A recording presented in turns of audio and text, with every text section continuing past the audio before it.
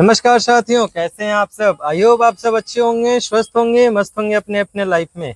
Title और thumbnail देखकर तो आप समझ गए होंगे कि आज हम किस टॉपिक पे बात करने वाले हैं। जी हाँ, आप टाइटल और थंबनेल सही देख रहे हैं। आज हम बात करने वाले हैं रेस्टोरेंट के ऊपर। जो भी भाई रेस्टोरेंट का शॉप खोलना चाहते हैं, रेस्टोरेंट ओपन करना चाहते हैं, या फिर रेस्टोरेंट ओपन कर चुके हैं और उनके दुकान पे ग्राहक नहीं आता, उनके रेस्टोरेंट पे कस्टमर नहीं आते, तो यह आपके लिए महत्वपूर्ण वीडियो है। इस वीडियो को देखकर आपको यह पता चल जाएगा कि आपका रेस्टोरेंट रॉकेट की तरह क्यों नहीं चलता और क्या ऐसी प्रॉब्लम है और इसका सुझाव क्या है। सब आपको इस वीडियो में देखने वाले हैं। सारा कुछ आपके प्रॉब्लम का सॉल्यूशन मैं इस वीडियो में अंत तक देने वाला हूं, तो वीडियो को पूरा देखिएगा तभी समझ में आएगा। बीच में छोड़ कर जाइएगा फिर बाद में मुझे बोलिएगा कि आपने सही नहीं समझाया, तो फिर मेरी जिम्मेदारी नहीं होगी। वीडियो को पूरा देखिए, समझ में आएगा। और मैं यह वीडियो अपने लाइफ के एक्सपीरियंस से बता रहा हूँ, ऐसा नहीं बता रहा हूँ, अनुभव लिया हूँ। अभी मैंने कुछ दिन पहले एक रेस्टोरेंट में गया था, वहां से मुझे एक बहुत बड़ी अनुभव मिला है, बहुत बड़ी सीख मिली है, और वह सीख को आपके सामने साझा कर रहा हूँ। और इससे आपको मालूम चल जाएगा कि आपका रेस्टोरेंट क्यों नहीं चलता, आपके रेस्टोरेंट में ज्यादा आमदनी क्यों नहीं होता, आपके रेस्टोरेंट में पैसे क्यों नहीं ज्यादा आते। क्योंकि रेस्टोरेंट या कोई भी बिजनेस सिर्फ पैसे के लिए ही खोला जाता है।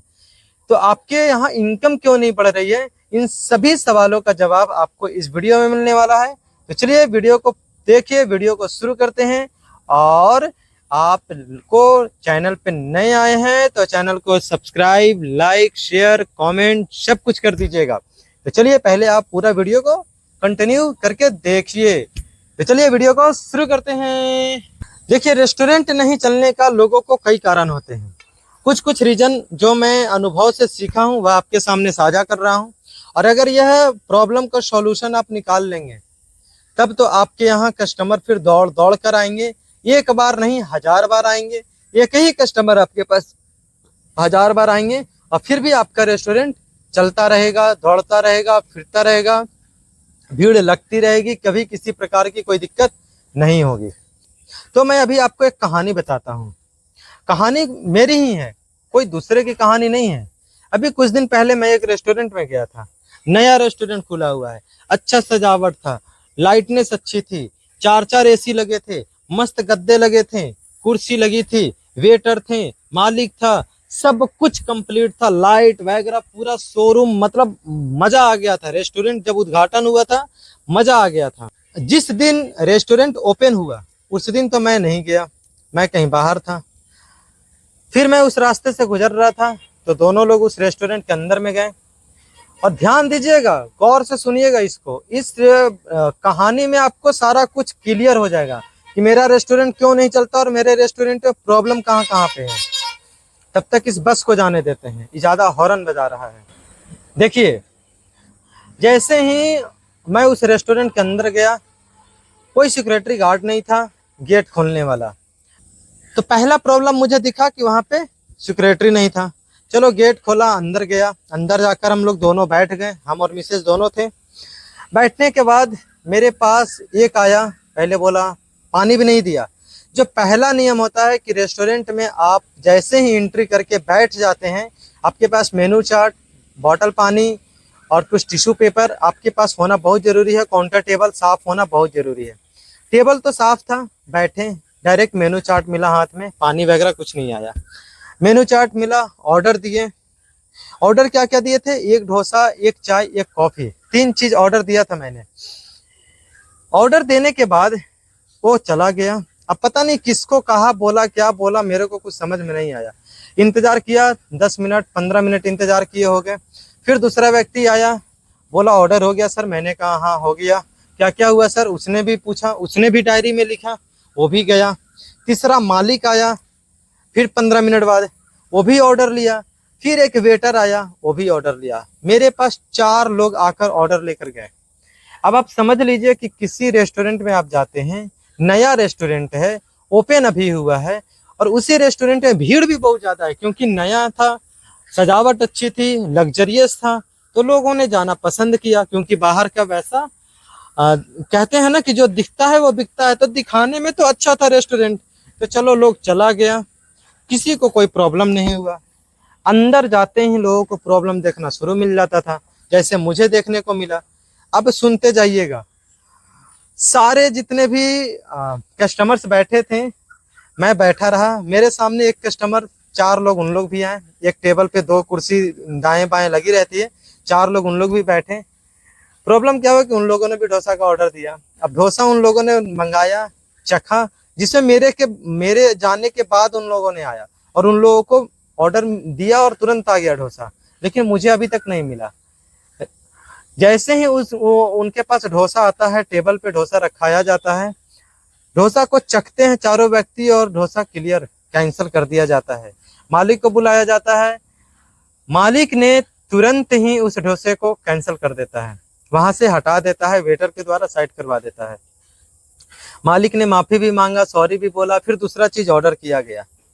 प्रॉब्लम समझते जाइएगा, नहीं तो मैं वीडियो के एंड में अभी बताऊंगा कहाँ कहाँ प्रॉब्लम कैसे कैसे हुआ था। फिर मालिक मेरे पास आया, फिर से पूछा, ऑर्डर नहीं आया। मैं 45 मिनट तक बैठा रहा, तब जाकर ऑर्डर मुझे मिला। मुझे भी डोसा उसी तरह मिला, चटनी उसी तरह मिला, कॉफी में कोई स्वाद नहीं, चाय में कोई स्वाद नहीं। वेटर को बुलाकर अगर ऑर्डर के लिए पूछना हो तो वेटर पॉकेट से मोबाइल निकाल के चलाने लग रहा है, ऐसे देखते। अब क्या हुआ, खाकर तो हम लोग बाहर निकल गए।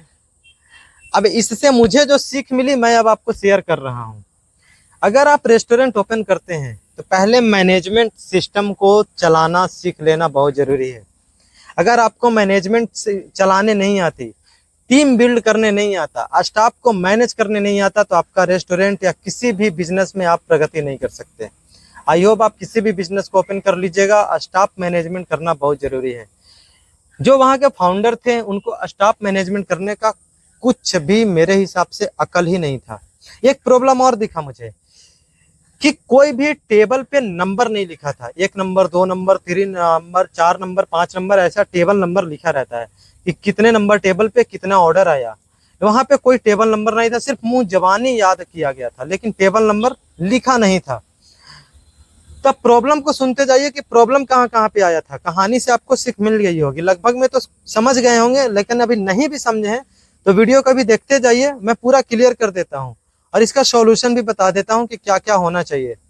आपको पहले स्टाफ मैनेजमेंट करना बहुत जरूरी है, टीम बिल्ड करना आना चाहिए, क्योंकि उनके यहाँ जो वेटर थे, जो स्टाफ थे, उनको क्लियर ही नहीं था। जो वहाँ के मैनेजर थे उनको भी कुछ अकल नहीं थी कि कैसे मैनेज किया जाता है। उनको सिर्फ कैशियर थे, पैसे काटने से मतलब था। जो फाउंडर थे वो बार बार सभी के काउंटर पे जा रहे हैं, ऑर्डर दे रहे हैं, लेकिन ऑर्डर पहुंच नहीं पा रहा है। आप मैनेज करना सीख लीजिए, मैनेज नहीं करने आएगा तो खाक आप रेस्टोरेंट चला पाएंगे। स्टाफ आपके यहाँ मोबाइल यूज करता है, स्टाफ को बुला रहा है कस्टमर और कस्टमर को बातों को मान ही नहीं रहा है, तो फिर उस वेटर को रखिए ही नहीं ना। उसके बाद एक प्रॉब्लम ड्रेस कोडिंग की होती है। आप जब भी अगर कोई वीआईपी रेस्टोरेंट ओपन करते हैं तो वहाँ ड्रेस कोडिंग जरूर रखिए, यानी आप अपना नाम का, आप अपने ब्रांड का एक टी शर्ट छपवाइए और सारे वेटरों को टी शर्ट दीजिए पहनने के लिए, और खुद भी पहनिए, चाहे वो फाउंडर हो या स्टाफ हो, पहनना बहुत जरूरी है।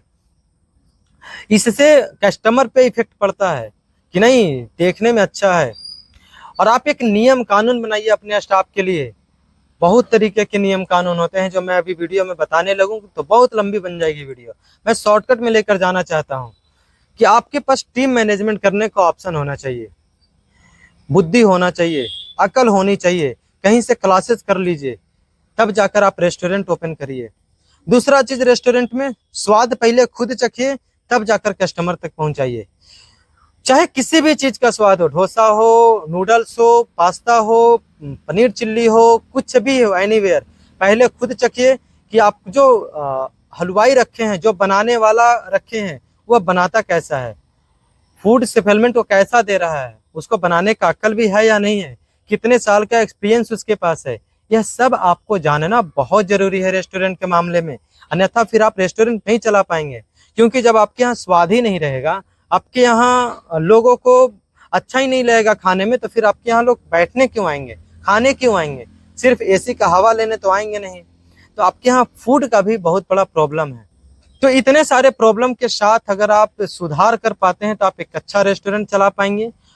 तो मैं आपको किसी नेक्स्ट वीडियो में पूरा क्लियर करके बता दूंगा कि आप बहुत ज़्यादा पैसा रेस्टोरेंट में कैसे कमाएंगे, कितने परसेंट की मार्जिन होती है, कितना परसेंट बचता है, कितने परसेंट स्टाफ को देंगे, कितने परसेंट मैनेजर को देंगे, कितने परसेंट कैशियर को देंगे, कितने परसेंट फाउंडर के पास बचता है, कितने परसेंट का सामान आता है, वो सब कुछ आपको क्लियर नेक्स्ट वीडियो में करेंगे।